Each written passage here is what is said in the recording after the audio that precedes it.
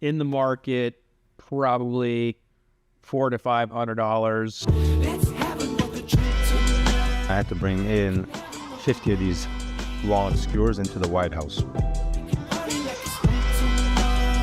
Support bourbon, support whiskey, and like I always say, support barbecue. Fuck yeah. A big thank you to our sponsors for making this show possible.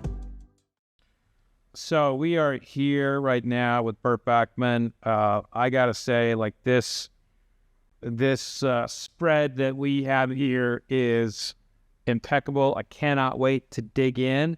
But you are a fan of really nice drinks that are refreshing, and so we have a nice like Woodenville spritzer here.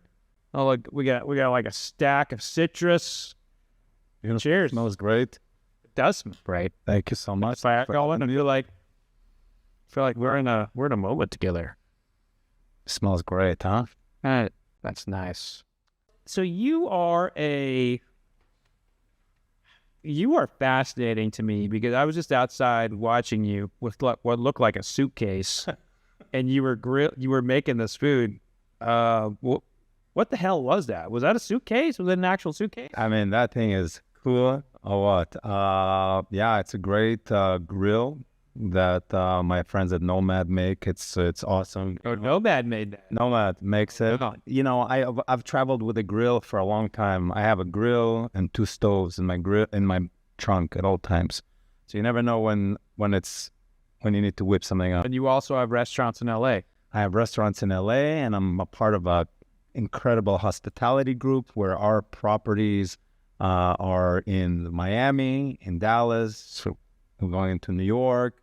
We're in Toronto, and primarily in LA. We're in Dubai as well. Okay, so this is a spread of places. A spread of places. Like, okay, so we follow. What's the market like in Dubai for barbecue? In Dubai, we have a place called The Nice Guy. It's it's like a restaurant bar. It's great. It's very popular here in LA, and we have one there, and it's very popular. It's doing very well. We have a great clientele over there. We have quite an international clientele here, and they come to Dubai. They come to a place that they're familiar with. Okay. Yes. Well, I gotta say, like I want to keep talking, but I also want to eat something. So let's jump into something here. Let me take a bite of something, and then we'll pair it. So you pick what I should taste first. I would go. So it's quite a plate, I gotta say. Usually you don't find brisket sitting on lavash bread, which is a Middle Eastern thing, bread. So we have our baby back ribs. We have some great marinated chicken skewers that I skewered up and we grilled up there, and beautiful fatty brisket. Of course, our pickled onions and fresh onions, which is really my favorite. So that's our baby back rib, named after one of our partners, Tony's. Okay. So I am actually a Kansas City barbecue judge. I know that. All you. right. But Cheers, my friend. Yes. Mm-hmm. I like the way the meat is still on here. Mm-hmm. Fill me up. And a little bit of sauce. You're not a sauce guy, huh? I know that. Well, I'll do sauce, but I'll do a little sauce, but I was ready to go no sauce. Raw dogging. Raw dogging. That's right. We'll continue. The theme is continuing. No. Okay. So I know I don't want to pair with it. It has sweetness. It's saucy. For me, I think this rib is what a lot of what barbecue in general is all about. If you're taking aside the regional and all of that. So we talked a little bit this out there while you were grilling. So this is pork. Mm-hmm. And you're from Israel. Yeah. I do believe that goes against some of the tenets of Israel. It goes, but like I was mentioning to you, this is far from my greatest sin. It's delicious. So what can I do? My grandmother will forgive me.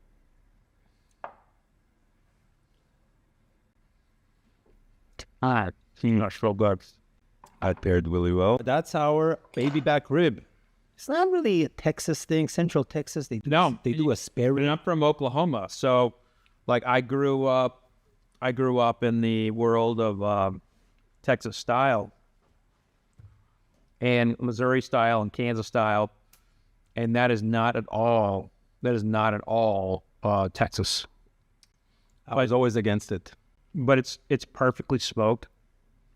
The meat perfectly separates from the bone. Right? It doesn't just fall off the Yes, and that's bad. But You don't want it to fall off. No, you don't want it. People come to you and they think it's a compliment. Like, man, it was amazing. The rib just fell off the bone. That's an insult. You want a little tug. You want a little tug. I put my tail between my legs. Mouth, thank you. And I'm so. By the way, I'm still want to rip this last. Yeah, I'll rip it. Did you kill all yours? I did it, of course. Thanks. Right. This is some of the only barbecue that I still eat. You know, brisket is hard for me to eat. Get stuck in your teeth, or Just like I've had so much of it. Yeah, but a good baby back rib, one is always nice to have. And then you clean your palate up a little bit with a couple of fresh, but rinsed white onions. Give it a little rinse to get rid of them. I love the onions. One time we had this great event with one of the greatest chefs known, this woman, Nancy Silverton, incredible chef legend. And we're at this great big kitchen and all these incredible chefs are there, and all of a sudden she yells out, "Whose onions are these?" And it was a deli cup of onions, just sliced onions. I'm like, "Whose onions are these?" I'm like, "They're mine. You know, it's my onions." It's like, "These are the most beautiful onions I've ever seen." You know, these are the same onions.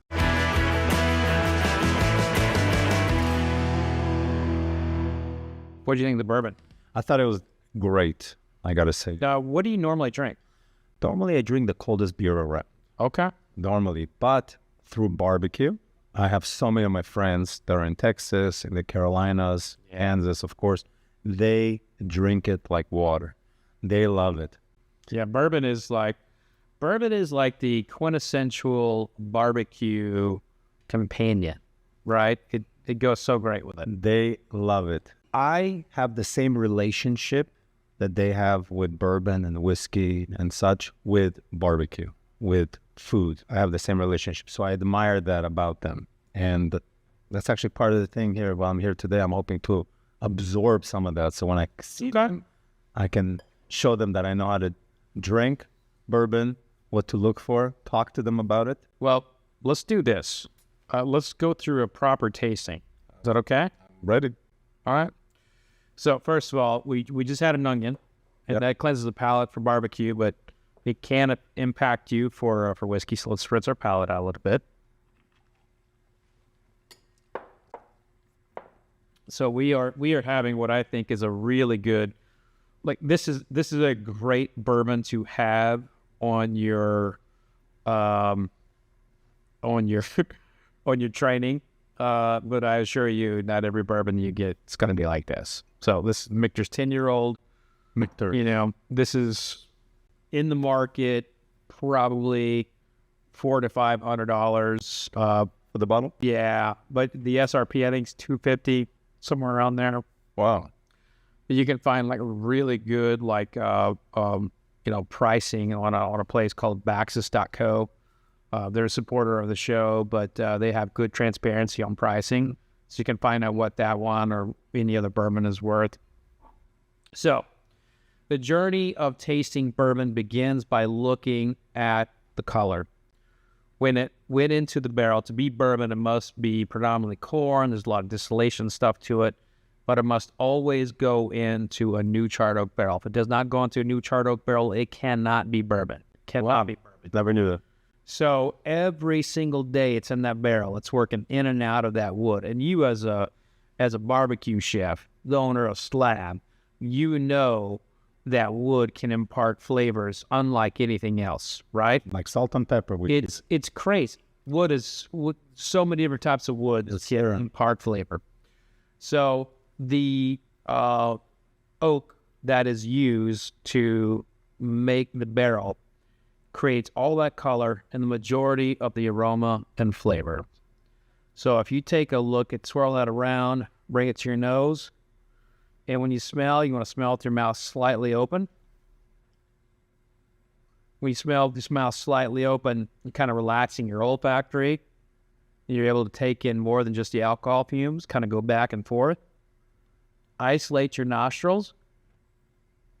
And by doing that, you'll notice that your nostrils do not work in unison and they will pick up different things. So on my right side, I get spice, and on my left side, I get sweetness. So everyone's nostrils will never work the same. So, and this is a tool that anyone can use at home to learn for themselves. And the next thing is, and this is something that's kind of unique to me, that I've tried to help use with others for tasting. And it's a technique that I learned when I came home from Iraq. I was a soldier in Iraq, and when I came home, thank you, appreciate that. When I came home, I had a very difficult time readjusting, and when I was going through therapy, one of the techniques that was taught to me was taste mindfulness. And the therapist gave me a barbecue potato chip, and she said, I want you to close your eyes, and I want you to think about this. I want you to really focus on how the salts and sugars separate, feel about how it all is on your tongue. And the whole point was to disconnect my brain from thinking about snipers on the roof and things like that. But it also taught me that I actually had a talent for tasting things. And I came out of that and I started tasting things at a higher level. And when I tasted bourbon for the first time after that, I noticed that I could taste the layers of the bourbon that I didn't before. Wow. And I noticed that you remember the old, the tasting tongue diagram that we had when we were kids? With like a tongue, and you could taste salt here, bitterness there. I do. Yeah, that has largely been disproven, but the one thing that was accurate about that is the quadrants of the tongue. And we all kind of have like quadrants, and my quadrants are going to be different than yours. Yeah. But with spirits, it's very unique. When you taste this, I want you to focus on what part of the tongue that you feel it for the first time. So put it to your tongue, a little thimble size amount, and just think about where you feel it on top, okay?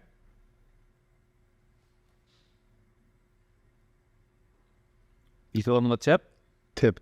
Middle? Tip, no, to the right. Okay. Tip, yeah, but on the front of the tongue. I tried to get a swirl, but yeah, that's funny. So when we taste again, I want you to think about you're a cook. You're familiar with tasting things all the time. So I want you to think about that part of the tongue when you taste again and where you felt it prominently. And I want you to think about the things you feel there on a regular basis and see if anything pops to you as a flavor. Okay? Ready? Taste again.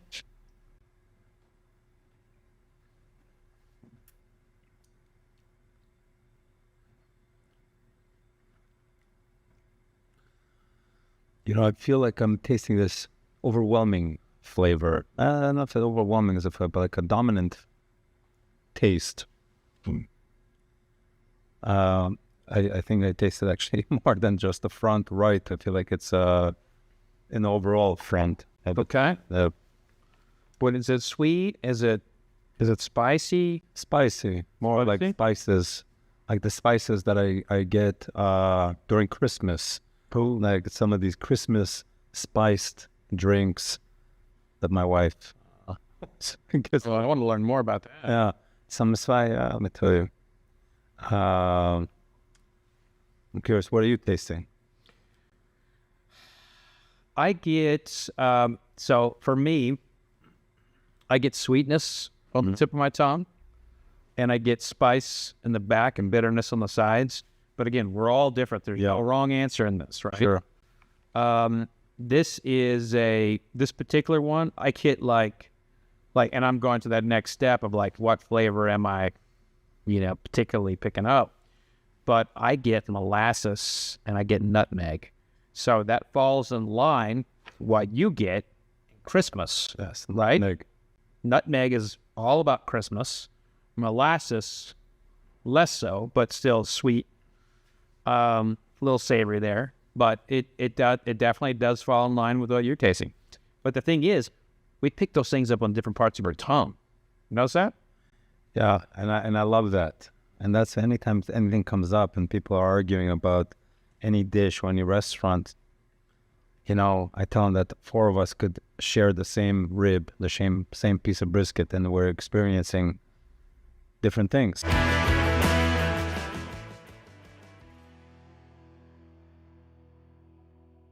I want to get you into some rum. Rum. But this is not going to be the kind of rum you expect. So this one, best rum at my Ascot Awards. Dude. It's called Lost Cask. It's from Rolling Fork. I love that. From Jamaica.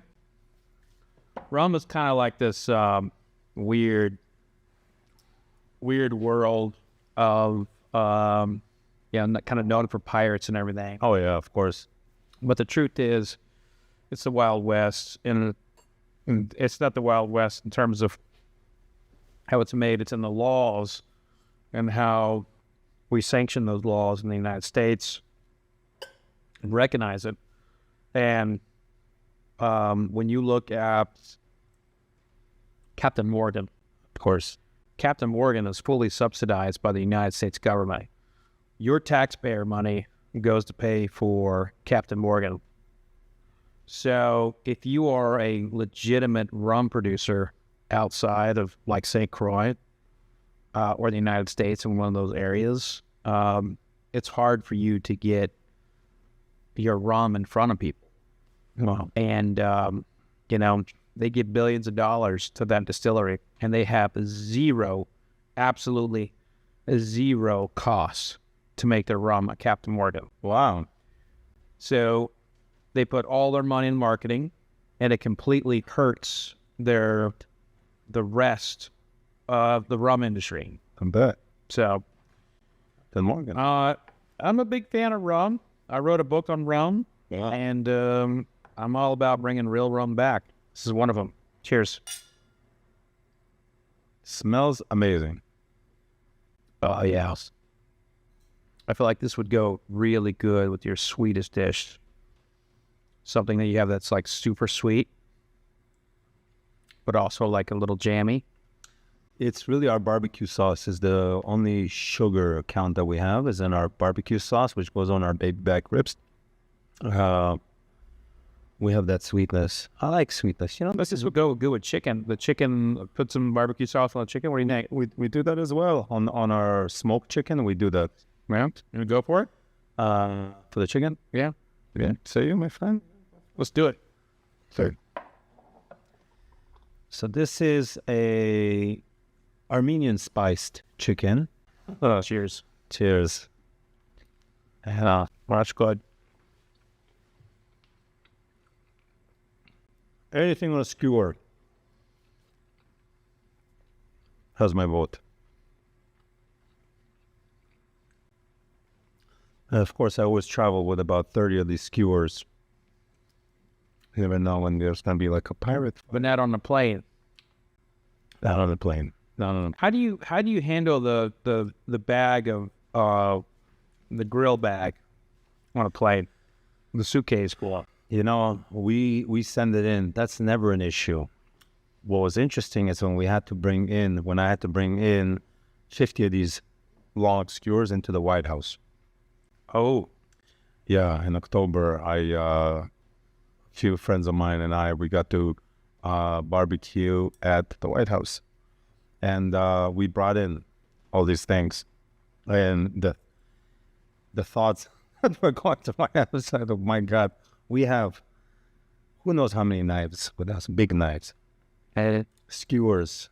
Could be a pirate ship, what we have. You know, we got into the White House and they approved it. We walked through.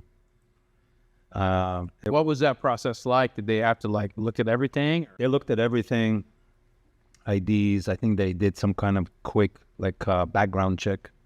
We got checked for COVID. This is October 2023. We still got checked for COVID. Not only we got checked for COVID, The poor Uber guy who drove us, but then they made him come in and turn his car off. He says, yeah, you need to come out. Like, no, I'm just dropping him off. Like, yeah, you need to come out. They made him come out, checked his ID, checked his background. I was thinking to myself, oh my God, we're not going to go in. Now everybody has to get tested for COVID.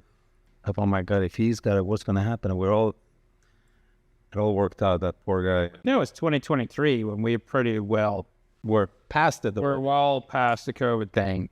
We got tested hard.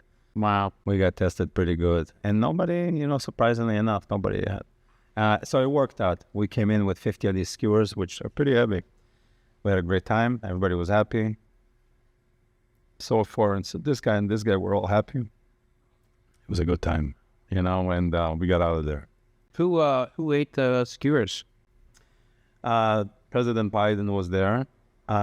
We were there, oddly enough, the day of this October 7th attack, that thing that happened in Israel. So I was there. So I saw the president eating and taking off, and he took off. So we didn't get to talk to him, but we ended up spending time and sharing skewers with. Yeah, that's your homeland too. With America's dog. Yeah, it was rough.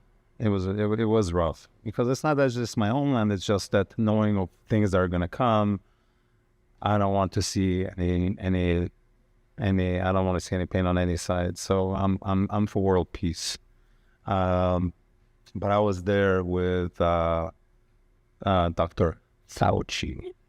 So I had him sign a mask. That's why you had to do all the COVID testing. I had to do the COVID testing, I suppose.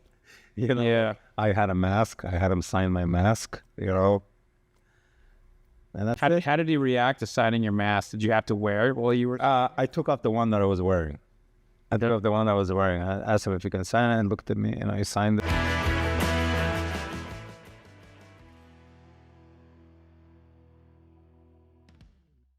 What do you look for when you're drinking bourbon? You're looking, is age a factor as much of something? Age can be a detractor as much as a factor. And the truth is that the age of a bourbon is as much about the marketing of the bourbon as it is the flavor. But the flavor is often dictated by the age. So that is a way of saying, like, it just depends. It really does. It just depends. Depends on the brand, depends on the blending, depends on the distillation of the product. It always just depends. But these guys at King County and Brooklyn, man, they do a great job. Brooklyn. Yeah, they're Brooklyn. An old Navy shipyard. This is where they're making their whiskey. Cheers, my friend. So one of the things about Kings County is like the founder is like a old Kentucky guy. Colin Spellman. He's he was making moonshine and stuff like that before it was cool, and that's completely illegal. And we're past the statute of limitations, so we can talk about him illegally making moonshine. But you can make barbecue at home. What are a few things that barbecue enthusiasts like myself can do at home to up their game when making some of that sweet action that you got there on the plate? I think it starts with caring for it, doing it really for your own curiosity, doing it for barbecue, doing it really because barbecue is something very special. To me, it's very special. I have a true relationship with barbecue. I love it. It's not about me being the best barbecue guy or whatnot. I constantly trying to get better and learn and connect and because like I said before, this is some sort of time travel. Barbecue. You clearly need a good protein to start with. So you need to have a good relationship with a butcher. You get your hands on some good stuff. You don't need the fanciest grill or smoker. You need just a nice Weber, classic Weber. Will do it for you. A nice size, 2 different heat zones, hot, cool, put your stuff on the cool, close it, smoke it, bring it up, finish it on the hot zone. Depends where you're cooking. So just a Weber, look, I use really everything but a Weber. But a Weber is really all you need. I have all kinds of toys. So you need a good grill. You need good protein. Ideally, you need good friends. To eat it? To spend time with you while you're cooking it. You need good music. Ideally. Mm-hmm. You need a good drink, Do you drink a lot when you cook? I drink. Yeah, depends who's with me. Depends what's ahead of me. If I have a 24-hour run, 24-hour shift, likely I will drink less. If it's shorter, where I got support, I could do more. Often I'm up for 36 hours. 36 hours with the occasional 20-minute nap that you can squeeze in. But those are painful naps. You by the time you fall asleep, by the time you wake up, you're disoriented. You don't know where thinking about the food. Yeah, you think, so why am I doing this? Everyone I know is sleeping, is cozy, is comfortable. Why am I worrying about this? It's raining, it's windy. What am I doing? For what? You're doing it for barbecue. You're doing it for the tradition. You're doing it for that. So I love that. And that's really how it starts. You start with a nice grill, something like a simple thing, a Weber, a Green Egg, whatever it is, which are not sponsors. It's nothing but just for you to get into. And it goes up and up.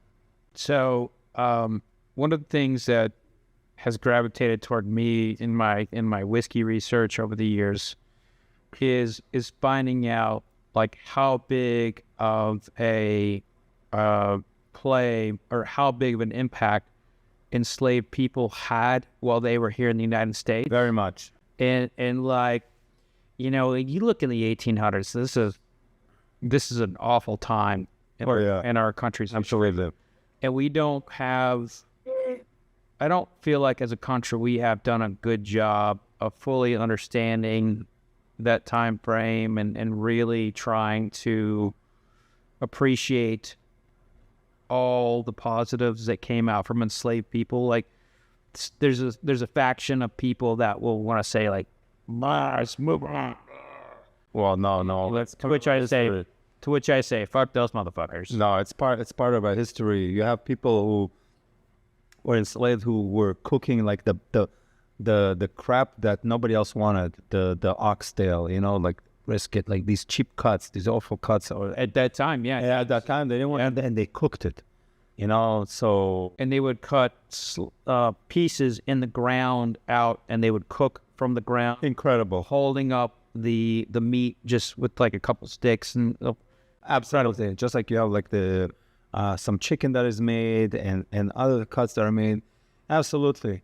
And of course, like you're talking about these people, you have like this guy that I've recently been reading about, a podcast that I heard about, and about this guy, Uncle Nearest. This guy. Yeah. Uncle. I checked in. Yeah, and this woman that I was on. Yeah, that I heard her talk about it, and I realized like, wow, how similar it is, because you have the same guys who were so ahead of their time with barbecue, that were enslaved. To think about that, it's unbelievable. And the thing about it is like I feel like when we look at what we're doing here, there's a lot of culture here that we have not fully understood. Yeah, we've not fully focused on or truly appreciated, and that is the portion of barbecue to me that is close. It's close, but we're not quite there yet. We're not full circle. Yeah. But like I've got a friend who has been putting a lot of focus on like how barbecue kind of came out, and he started doing moonshine and everything. And I'll tell you, man, we are all stemming from that time period. On this table right now. Absolutely. I have a good buddy of mine, Billy Terrell, out in way outside of California, and every time I cook with him, he always brings out this moonshine.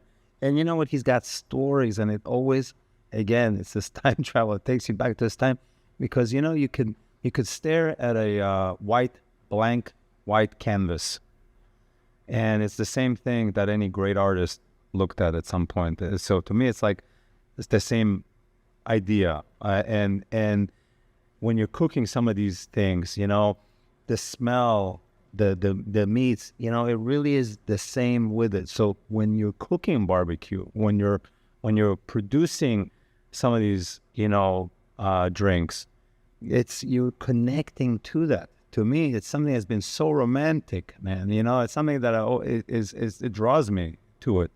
You know, barbecue, bread making, bourbon, whiskey, all of that is incredible.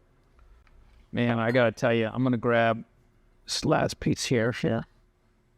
I would say, grab a little something here. Cheers me with the rib. Rib, always. Rib, whiskey. It just, what a great time. Understanding where food comes from and who made it before us and enjoying it right now. And someone will take it into the future. Ah, so good. Sure. Well, John, you got your bite mark. Good. Thanks for coming on, man. Thank you for having me. Appreciate your service. Appreciate what you're doing for community. Absolutely. Support bourbon, support whiskey. And like I always say, support barbecue. Fuck yeah. Cheers.